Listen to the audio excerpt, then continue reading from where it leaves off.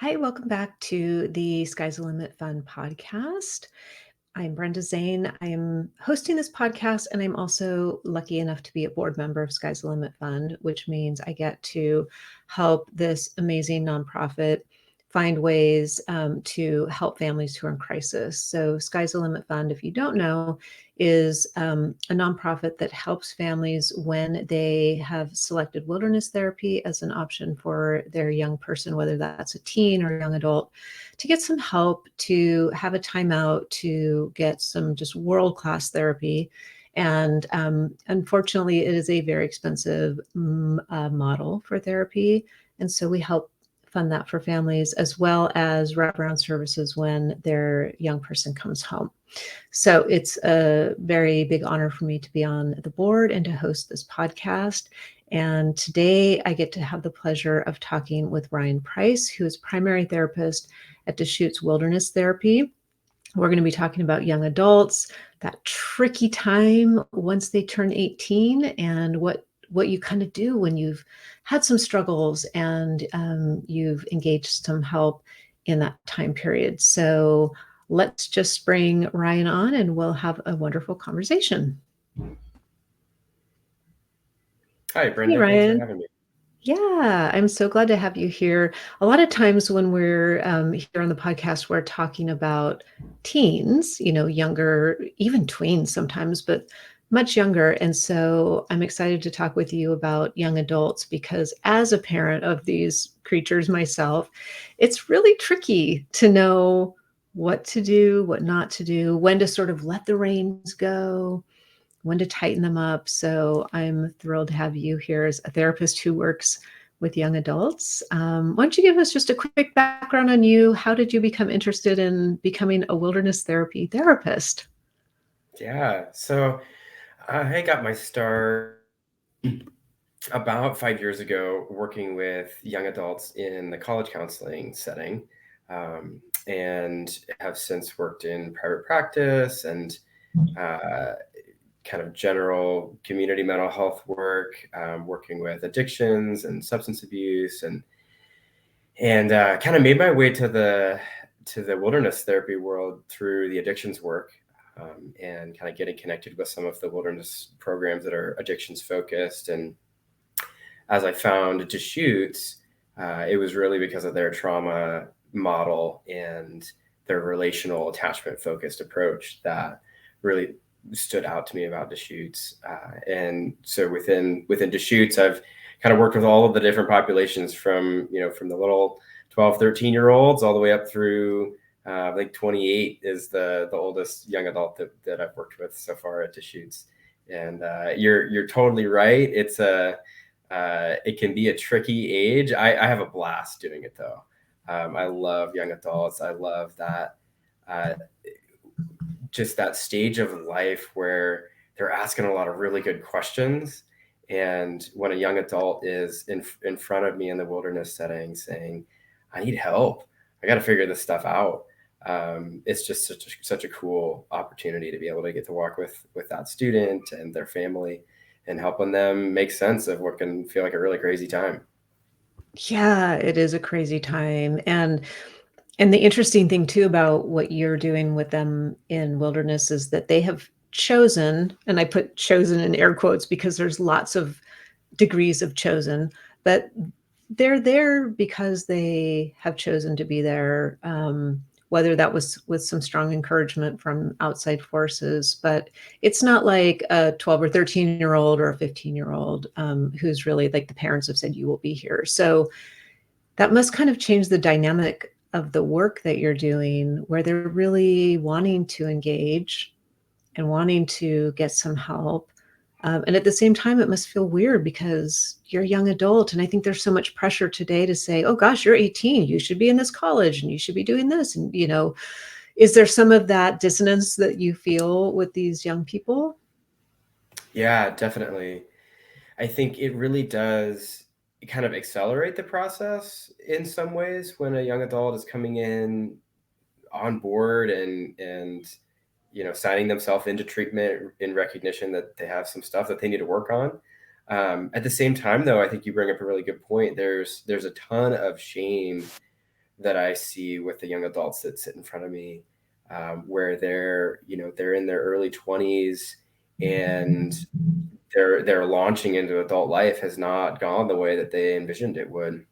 And Yeah. oftentimes they have other siblings who've made that transition well, and there's all these expectations that they either have for themselves or that they perceive others have for them. And so it can feel really defeating, and I think I see a lot of hopelessness and shame with a lot of the young adults that I work with for that reason. Yeah, especially I think if there's and I know you have a specialization in addictions that if there have been substances involved, that adds just a whole 'nother layer of shame. And so let's talk a little bit about sort of relational repair, relational healing within families. It's hard to know when you have somebody who is maybe 20, 21. Like, do we do family therapy or do we just kind of let them go and be on their own? So I'd love to get your thoughts on that, being somebody who's doing this work every single day, kind of what is the approach of family work when it comes to a young adult? Yeah. So one of the things that I see for a lot of my students who are kind of just at that transition age, so just turned 18, 19, even 20, can sometimes be this mentality where they've had a lot of conflict with their parents. There's been relational wounds that have happened there that aren't repaired, and maybe some hopelessness there that it could ever get better.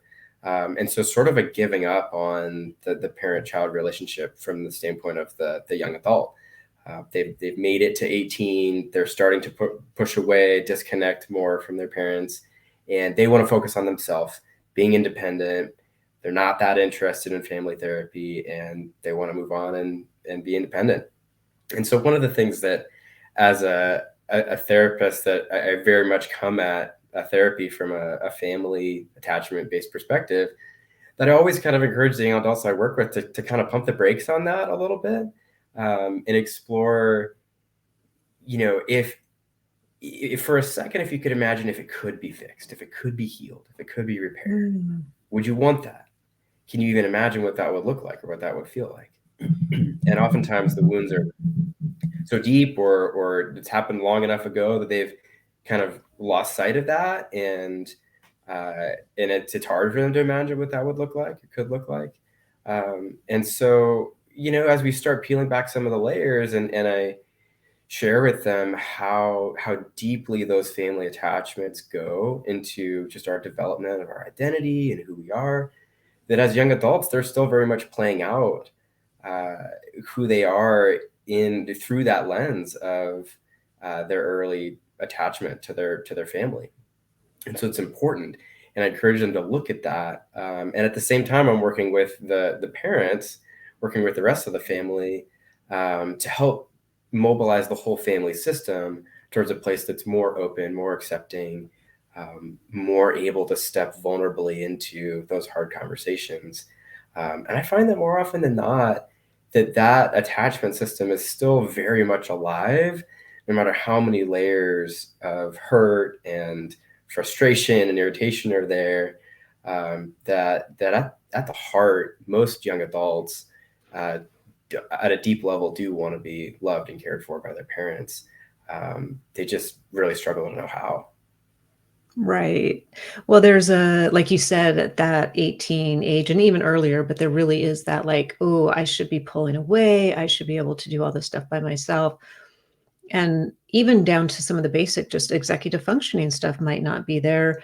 But then also to know, well, what does independence look like? Does it look like me like never having relationships with my parents? Like it's complicated to know that.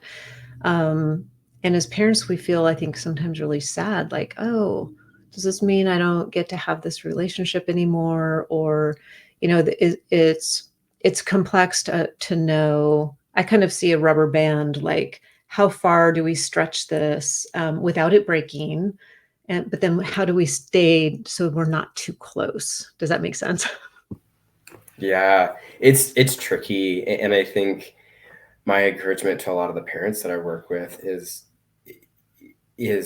really to do their own therapeutic work and grapple with some of the grief and loss that comes for parents during this stage with their kids, where they are having to come to terms with more distance and sometimes what really is, I think, a developmental stage of kind of that pulling away that's really natural, can bring up a lot of parents deep work from years ago in their own lives and development and attachment.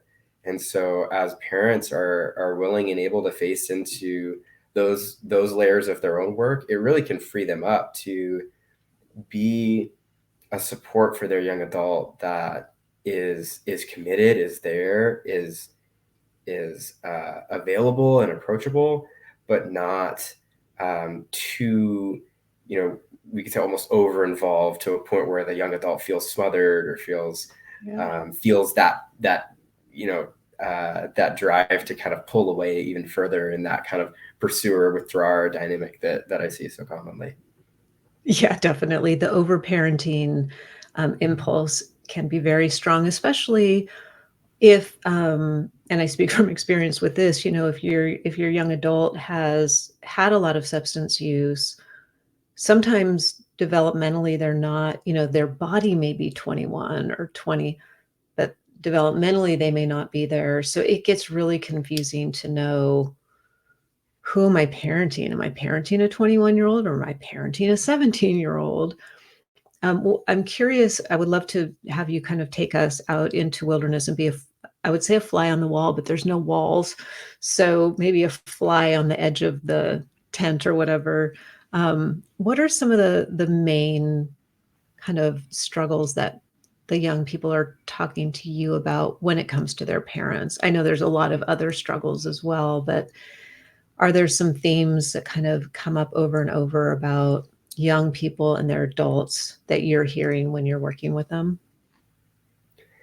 Yeah, I think you bring up substance use, which is, there's so much, I could talk for hours about this topic, but I think one of the things that I see, one of the dynamics I see play out a lot with the young adults that I'm working with substance abuse issues is that oftentimes there's these really destructive behavior patterns that are really just damaging the whole family. And the family gets caught up in this kind of reactive cycle or this spiral responding to those behaviors, and they get really stuck because it can it can turn into sort of a behavioral modification. We're just trying to limit the damage here. We're trying to, Right.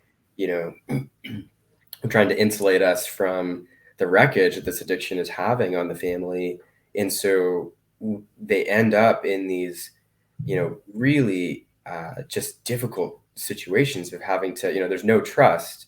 And so having to, navigate a relationship with your young adult without a foundation of trust, can end up kind of it can end up kind of increasing that space of shame that young adult is living in, that fuels that addiction even further when they feel like they're constantly disappointing their parents, they're constantly letting them down. They're aware that their behavior is causing wreckage in the family, and oftentimes that drives them to withdraw even further. And so in that spiral, in that stuckness, it can be really, really difficult for parents to navigate. How do we address boundaries in this situation? How do we be, relationally attuned? How do we navigate what our young adult is telling us they need versus, what of that is the addiction speaking, and what of that is really that cry for help? And that can be really, really tricky to navigate. And so one of the places where we start is with the young adult who comes into wilderness therapy, is beginning to just really slow everything down. A lot of times families are moving at just a million miles a second. And so learning to slow down in the absence of substances and begin to look at and face, what are you even those feelings in your body that you feel when you have the urge to go get high, and slow that way down, And as we begin to peel back the layers of the addiction to uncover more of the hurts and the wounds that almost always underlie addiction, it then begins to allow the family to step back into conversations about substance use from more of a compassionate frame of reference rather than a self-protective one, because of Yeah. typically that spiral that they're caught in. Right. Is it common that a young adult will sort of unearth the root of that addiction and that addictive cycle while they're in therapy, and then that has to become a conversation with parents? Because I imagine that has to be tricky. I think hopefully a lot of people today understand that the substance use really is the solution, not the problem. So once you uncover that problem, then you need to share that with the parents, and then that adds a whole nother layer. So I can imagine those are some very complex and emotional conversations. Um, is that pretty common that young people are kind of figuring that out while they're in wilderness? Because it's just such a perfect environment for it. It's like quiet, and there's not all the technology, and there's not all the friends, and it seems like it could be a very, an environment that's really conducive to doing some of that deep work. It really is. It's challenging work, especially for folks who are caught in that avoidance cycle where these are things that they haven't wanted to face often for years, and Yeah. so it can be really tough. But it is an environment that's just perfect for that. And you're right, it does bring up often some really tough conversations with parents, as often there are really painful experiences underneath that have been buried and hidden for years. Sometimes there's stories of abuse or things that the parents had no idea about, or sometimes patterns of feeling really lost and disconnected from parents for years and years. And those conversations can bring up a lot of shame for parents, a lot of guilt or regret, or the I should have protected my child more. I should have Yeah. done this, or I should have done that. And so there's this whole other side of this that's working with the parents, and really holding that space with a lot of compassion, and a lot of empathy for what those parents are going through, because it can be easy to get pretty hard on yourself as a parent when your young adult is struggling in that way, especially when you start to go back and look at those roots that often they lie in those earlier childhood years. Yeah, and I love what you said about grief, because I think that's a point that a lot of parents don't realize and sort of allow themselves to recognize that I do need to grieve. When you first have your kids, you just have this vision of what it's going to be like, and they're going to go off to college, and there's just we do a lot of movie making in our minds about what this is going to look like. And so that grieving, I think, is really important to like to hear from someone like you. If my son was with you, to hear that it's okay as a parent to grieve that, would, I think, feel really reassuring. So I love that you talked about that, and the boundaries and the trust with a young adult either coming out of treatment or coming out of wilderness or wherever.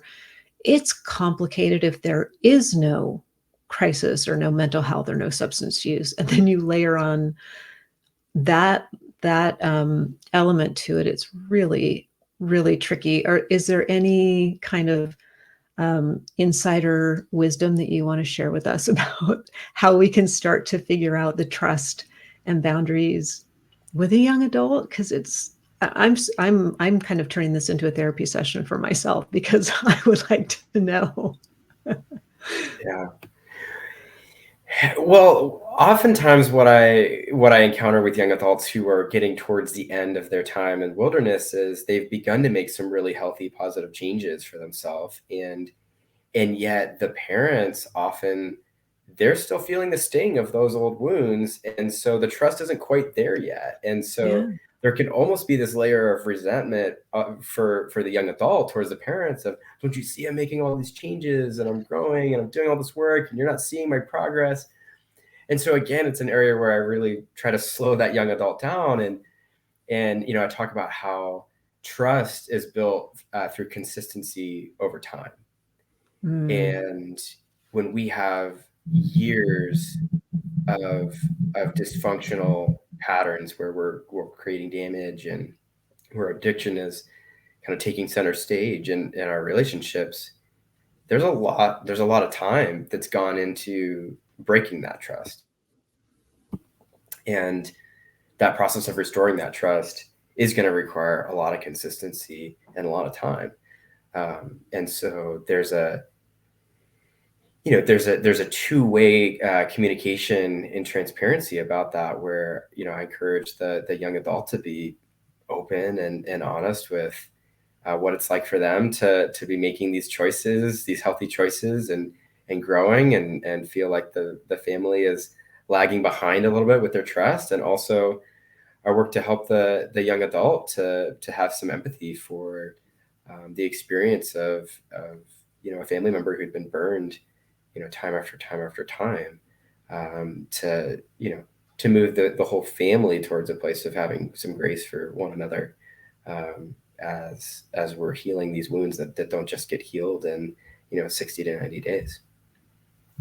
Right, right. It seems like 60 to 90 days, that's you're finally just maybe getting to like a baseline of some stability and some, good choices. And so then to lob that back into family dynamics where maybe the parents haven't done as much work as the young person, and to start to recalibrate, like how do we interact, especially if I'm thinking about a young person who goes back and is living in the same home. Now, that might not always be the case, but if it is, whoa, that is tricky to know.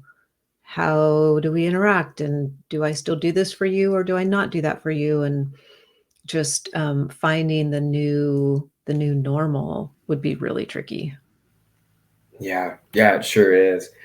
One of the things that I tell young adults is to look for ways that you can demonstrate transparency, and really enter back into those spaces with a lot of humility, knowing that there's been a lot of broken trust. Um, there are, if we step into those spaces from a perspective of, you can ask me any question, I'm going to be Mm, honest with you, um, kind of over communicating, it demonstrates basically attunement to the parent experience. Or it's not just mm, parents; it could be siblings, or significant others, people who have been wounded by the addiction and that destructive spiral. Things like being transparent about where you're going and when and what time you're going to be home, and that those little things are the things that build and break trust. And we have to be willing to step into that with some humility, to recognize, when something looks like relapse behavior, it makes sense that it looks that way. And it makes sense that your family member is going to be hoping for some transparency in those spaces, because there's old wounds there. yeah, and it's great that you said that. As I'm glad that you gave a kind of a concrete example about that, because I think often we, as parents probably, and as the young person, we think about reestablishing trust as this huge, like it's this gigantic thing. And even just something as simple as saying where you're going to be, how long you're going to be there, and when you're going to be back, and then following through on that. Those are the little building blocks that eventually lead up to the bigger trust. But that's a great example of something that feels doable, and really has to just over time start to repair. Because yeah, I mean, I've been there myself where you're looking as the parent, you're examining everything like an FBI agent, like, well, what did that mean? Well, and I just heard this, and then now he's in the bathroom too long. And it's like, there's so much anxiety that builds up that it takes a lot of work on both parts to rebuild that. It's such a tricky time. It's very, very fortunate that there's people like you that work with these kids and they and understand like all of the challenge, the 360 challenge of the family, because it really is, you need that view. Yeah. I think one of the things that I am really passionate about helping young adults that I work with understand is that independence doesn't have to mean alone. And Mm, there are there are ways to have conversations as a family about what kind of support feels supportive and what kind of support feels like too much. yeah. And when that's done well, it creates a dynamic where the young adult is not afraid to come and ask for support because they're not afraid that they're going to get more than they asked for or more than they bargained for, because that can play into that sort of withdrawing pursuing dynamic. um, but that secure attached relationship where I know that you're my mom or you're my dad, and I can come to you when I'm having car trouble or struggling with figuring out this adulting thing, and you're going to be there and you're going to be able to support me through that. And I also know that you're not going to, show up at my door every day and be checking on why I'm not going to work and those Yeah. kinds of things that might feel like too much. Um, and it's really about kind of transitioning the type of relationship that you have with your teen, towards one that is more of a mentor or almost friendship kind of role, moving into young and middle adulthood. There should be this transition from, I'm making decisions for you, or giving you a lot of coaching about decisions that I think are healthy for your life, to kind of holding back a little bit and letting that young adult make decisions that you may not always agree with, having to watch them fail, and then while also being a support for them to come and say, hey, mom, dad, I screwed up and this did not work, um, and I need some help.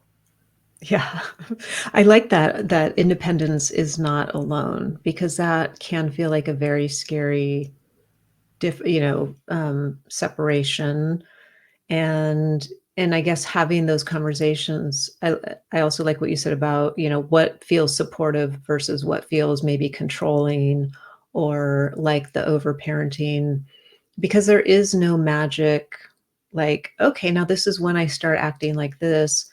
There is no magic like formula where that happens. You just, as the parent, you have to start just testing it out and watching them fail, which is super hard, especially if they've struggled with mental health, especially if they've struggled with substances.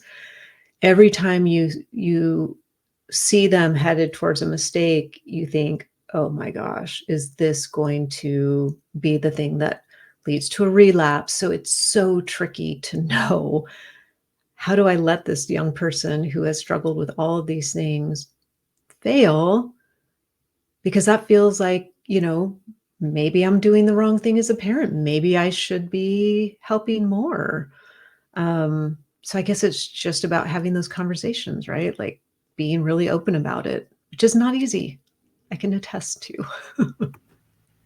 Yeah, and I think honoring, for the parents who have had a teen or young adult go through crisis, honoring the trauma that lives within you as a parent is really important, and understanding how that affects you and how that affects your decisions and in your relationship with your young adult, because that's a really scary thing to face, and adds a whole layer of complexity to this, figuring out where the lines are, where the boundaries should be, when it's a life or death kind of situation, or when you've experienced something like that. It's really, really hard, and I think a lot of the parents that I work with, they oftentimes aren't aware of just how traumatized they are, Yeah. from everything that they've had to go through. And so, I really encourage parents to be seeking out your own individual therapy, and really processing your own hurts and wounds through this. And in doing so, that's probably the single best thing you can do to love and support your young adult, is finding a place for yourself to be held, and work through your own healing alongside your young adults. Absolutely. I would agree with that 100%. And it does take work as a parent. Is there any kind of anything that if you had 500 parents sitting in front of you and you could kind of clear up one thing, a myth or a misperception that you think parents often have about their young person who's struggling in whatever way, what would you say to a parent in that situation? I think I would say it's never too late to repair a wound that happened years ago. Mm, I think it takes courage and it takes a willingness to go back there and face maybe some of your own shame or face something scary or difficult. Um, but I really believe that when we are able to hold safe spaces, that kids and young adults are no different. That they will respond to that. Um, and so I think that sometimes that pulling away that can be natural for a young adult to do can feel to some parents like sort of the closing of a chapter or that they've missed their opportunity. And mm. I would really say you haven't. I don't believe that for a second. Um, I think that our our deeply ingrained attachment systems are wired to connect, and they're wired to connect with our family. And so while you're still alive, while they're still alive, there's hope to repair. Oh, well, I think that's a beautiful place to wrap up. Thank you so much, Ryan, for being here and for the work that you do. There's some really hurting young people out there, and I'm glad that there's people like you to help them think through this stuff and work with the families so that when they do get back into that family dynamic that things are better. So thank you for being here, and we'll let you get back out. You probably have some young people to go work with. Of course. Thank you so much, Brenda. I appreciate you having me. Yeah.